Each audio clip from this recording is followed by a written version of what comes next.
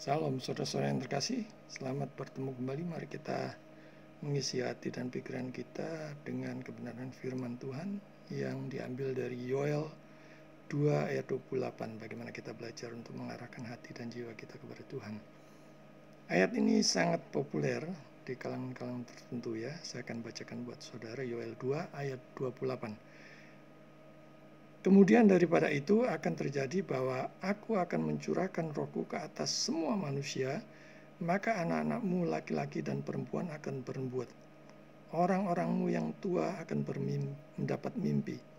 Teruna-terunamu akan mendapat penglihatan-penglihatan. Wah, ini ayat yang luar biasa ya, yang banyak orang mengemarinya. Tapi kita lihat apa maksud Tuhan dengan kitab Yoel 2 ayat 28 ini. Saudara-saudara, zaman dulu banyak ya yang keranjingan pada hal yang wah dan spektakuler seperti itu ya. Film, komik, dan bacaan silat misalnya seperti Koping Hu begitu ya. Sangat laris bukan main seperti kacang goreng. Karena isinya penuh imajinasi dan fantasi. Gerakan silat dan hal-hal yang lain ya, yang wah terutama, itu sangat digemari. Nah, demikian juga hal-hal rohani ya, yang seperti itu akan sangat mudah digemari. Pemahaman yang sepintas, yang kacau balau, yang pengen serba instan cepat, itu sangat membahayakan iman dan pengertian rohani. Sesuatu yang spektakuler, yang luar biasa, dinanti-nantikan orang. Ya, pesan yang seperti itu membuat banyak orang excited untuk menantikan apa maksudnya. Ya, maksud dari firman Tuhan itu apa? Walaupun mungkin yang mengartikannya ngaco, ngawur pun orang tidak peduli, saudara-saudara. Dan bagi mereka yang berorientasi profit untuk kepentingan dirinya sendiri, keuntungannya diri sendiri, ini adalah ladang basah untuk disampaikan ayat-ayat yang model begini ya. Pendengarnya pengen serba instan dan masa bodoh. Nah, di dalam menggali firman Tuhan dibutuhkan pimpinan Roh Kudus dan sikap serta motivasi yang benar di hadapan Allah. Pertama, hormat dan tunduk pada Tuhan dan kitab suci yang mau kita gali, agar kita menemukan maksud dan kehendak Tuhan. Seperti harta karun, kita perlu tekun, rajin, dan disiplin dalam menggali lebih dalam lagi. Ya, sekalipun mungkin untuk sementara waktu tidak masuk logika kita, akal kita tetap tunduk dan hormat terhadap kitab suci sampai Roh Kudus memberi pengertian yang benar.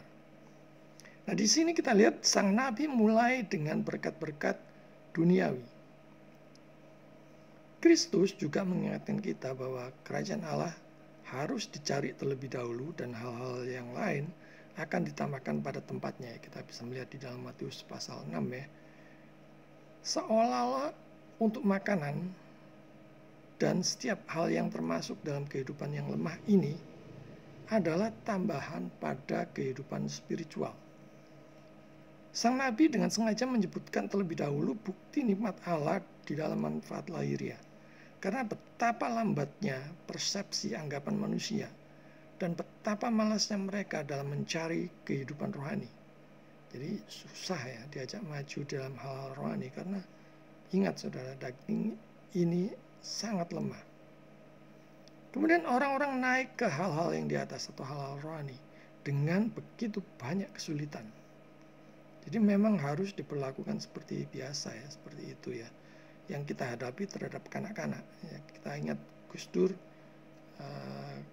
ke MPR, DPR juga menganggap seperti anak-anak TK ya. Cocok dengan pemahaman mereka-mereka yang lemah dan sederhana. Jadi kita bisa maklum, saudara, bisa memakluminya. Dan harus mendoakan mereka yang lemah supaya mereka bisa maju. Dikatakan di situ mencurahkan rohku ke atas semua manusia. Sang Nabi melakukannya karena pertama-tama dia menunjukkan bahwa Allah akan berbaik hati kepada orang-orang Yahudi dalam hal makanan untuk tubuh. Dan setelah menggunakan ini sebagai bantuan, dia kemudian menambahkan, setelah itu aku akan mencurahkan rohku ke atas semua daging. maksudnya manusia berdosa ya. Sang Nabi mengingatkan kita bahwa orang bertindak tidak masuk akal ketika mereka puas dengan hal yang mudah, lenyap. Ketika mereka meminta kepada Allah, tidak ada yang lebih baik daripada dimanjakan seperti binatang buas. Ya, saudara perlu tahu ya bahwa anjing akan berhenti menggonggong kalau perutnya kenyang. Dan begitu juga dengan kita kalau hanya memikirkan makanan dan makanan. Karena dalam hal apa anak-anak Allah berbeda dengan keledai dan anjing kecuali mereka menginginkan kehidupan spiritual. Setelah menetapkan di hadapan mereka hal yang rendah, seolah-olah mereka adalah anak-anak. Sekarang membawa mereka di hadapan mereka pengajaran yang lebih kuat, yaitu spiritual ya. Dan memberi mereka rasa nikmat Allah dalam pengajarannya. Katanya, kalau begitu sekarang naiklah ke kehidupan spiritual. Ketika manfaat duniawi menempati dan memusatkan perhatianmu, engkau pasti mencemarinya. Ya, apapun itu, harta, tahta, wanita, kekayaan, makanan, minuman, apapun itu. Jika hanya itu saja yang saudara pikirkan, saudara pasti akan mencemarinya. Allah memberi makananmu bukan untuk mengisi dan memanjakanmu, karena Dia tidak ingin engkau menjadi seperti binatang yang kejam. Ketahuilah bahwa tubuhmu diberi makan dan Allah memberikan dukungan kepadamu agar engkau dapat bercita-cita ke kehidupan spiritual yang lebih tinggi dan lebih bernilai kekalan, yaitu keselamatan jiwamu di dalam Kristus. Sekarang kita mengerti mengapa sang Nabi pada awalnya tidak berbicara tentang anugerah spiritual Allah. Dia mulai dengan keuntungan-keuntungan duniawi. Karena di mana orang-orang yang tidak terlatih secara bertahap dibimbing karena kelemahan, kelesuan, dan kebodohan mereka, mereka dapat membuat kemajuan yang lebih baik sampai mereka mengerti bahwa Allah akan bertujuan seperti seorang bapa bagi mereka. Jadi memperlakukan mereka sebagai anak-anak ya. Dikatakan di situ anak-anakmu laki-laki dan perempuan akan bernubuat. Jadi untuk mewartakan firman, membagikan kabar perbuatan besar Allah, bukan kata-kata kosong yang sia-sia. Jadi rajin, giat menggali, mempelajari dan membagikan firman Tuhan, menceritakan maksud dan kehendak Tuhan di dalam firman-Nya, membagikan kesaksian Allah sendiri yang tertulis dalam kitab suci. Jadi seharusnya di era sekarang ini ya lebih mudah mestinya, karena ada Alkitab dan elektronik software, Alkitab elektronik, software dan sebagainya ada di sana, saudara-saudara. Orang-orang yang tua akan mendapat mimpi. Nah ini dia. Biasanya orang tua suka bermimpi. Mimpi punya rumah, punya mobil yang mewah dan sebagainya.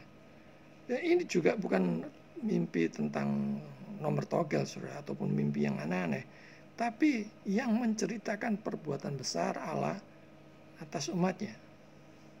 Dikatakan juga teruna-terunamu akan mendapat penglihatan-penglihatan. Juga bukan penglihatan yang aneh-aneh, tapi bagaimana maksud Tuhan, kehendak Tuhan dinyatakan. Jadi itu visi Allah yang benar atas umatnya. Misalnya bagaimana dengan yang kita sudah kuasai, talenta yang sudah Tuhan beri, agar Injil bisa masuk, bisa merembes kemana-mana. Itu yang harus kita pikirkan. Bukan penglihatan-penglihatan yang ngaco-ngaco dan aneh-aneh, saudara. Mari melekat dan berpusat hanya pada Kristus, bukan pada yang aneh-aneh, yang ngaco-ngaco, yang tidak membangun kerohanian. Mari menjangkau, membawa jiwa-jiwa makin dekat kepada Tuhan, terutama bagi mereka yang belum mengenal Tuhan. Bukan dekat dengan pencapaian-pencapaian atau dengan yang sudah diraih, tetapi apa yang sudah kita lakukan, yang sudah kita berikan bagi Tuhan. Saudara yang terkasih, daging ini lemah. Karena itu makanan rohaninya butuh lebih kuat lagi, lebih banyak lagi. Dan kekuatan itu hanya dari Dia. Hanya Roh-Nya yang menguatkan. Mari merenung dan berdoa. Berikan ya Allah yang maha baik, maha kuasa. Karena kami menginginkan begitu banyak bantuan dalam kehidupan ini yang lemah ini. berkat, kesembuhan, sukacita, kelegaan, dipuaskan, dan sebagainya. Ini adalah kehidupan yang gelap. Kami tidak dapat melewatkan satu persatu kecuali Engkau terus-menerus dan setiap saat menyediakan melalui karuniamu terhadap apa yang dibutuhkan. Semoga kami dapat mengambil untung dengan begitu banyak manfaat-Mu, sehingga kami dapat belajar untuk mengangkat pikiran kami ke atas, kepadamu, ya Tuhan. Dan oleh Injil-Mu, Engkau mengundang kami dengan sangat bijak dan manis setiap hari untuk bisa berkumpul ke dalam kerajaan surga-Mu. Kami dapat menikmati kebahagiaan dan yang sempurna itu, yang telah diperoleh bagi kami oleh darah Putra-Mu, Tuhan kami, Yesus Kristus. Amin. Tuhan memberkati saudara.